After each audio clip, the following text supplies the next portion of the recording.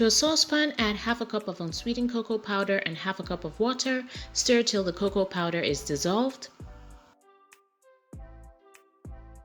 Then stir in 3 cups of milk.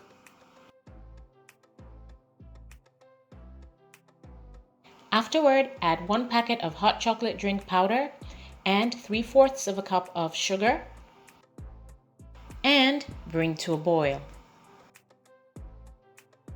Finally, stir in some melted milk chocolate and leave to simmer for about 5 minutes.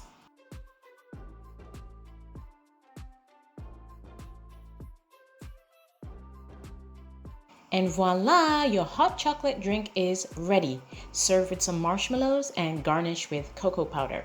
Enjoy! Don't forget to subscribe.